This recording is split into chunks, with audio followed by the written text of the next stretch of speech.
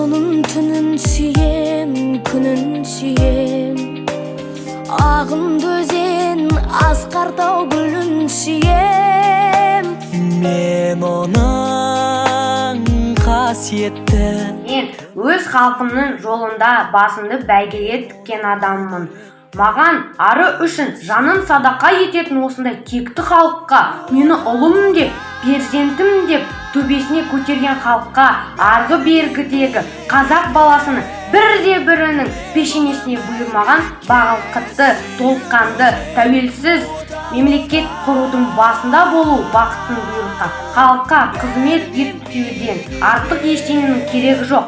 Осы жолда мен бойымдағы бар қайрат қабілетімді, білім-білігімді аямай жұмсаймын. Қандай тәуекелге де барамын.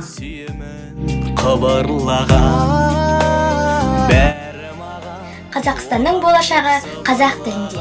Бүгінгі күнді түсіну үшін де, болашақтың дидарын көзге елестету үшін де кешегі кезеңге көз жіберуіміз керек. Қазір бой жарастыратын заман емес, ой жарастыратын заман. Білімді дамыта алмайтын елдің болашағы жоқ. Абайдың сөзі қазақтың бойтұмары. Егер Абай болмаса осы ғасырдың басында азаматтық кемелділікке заманмен бірге аттап, замандаспай мұңдас бола алатындай әлеуметтік пайымға ие болған жазба әдебиет мектебі, шын мәніндегі Абай мектебі қалыптаспас еді. Оны мәңгілікке сүйіп өтер. Еркін елде өскен ұрпақтың рухы әрдайым биік болуы тиіс. Жастары жалын жүректі, өршіл намысты, биік рухты болса, ол елдің еңсесі де биік болады. Өршіл намысшыл, жас отаншыл патриот келеді. Халқына, өз ұлтына адал қызмет етуге ұмтылады. Мен оны мәңгілікке.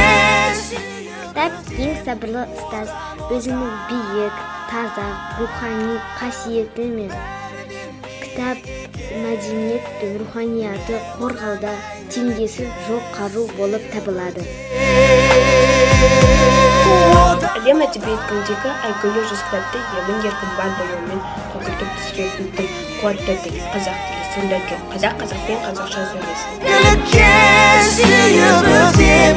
Білім кітапта қазіргі таңда оқушылардың көбісі компьютерде отырады. Сондықтан болашақта кітап оқығандар компьютерде отырғандар басқарады.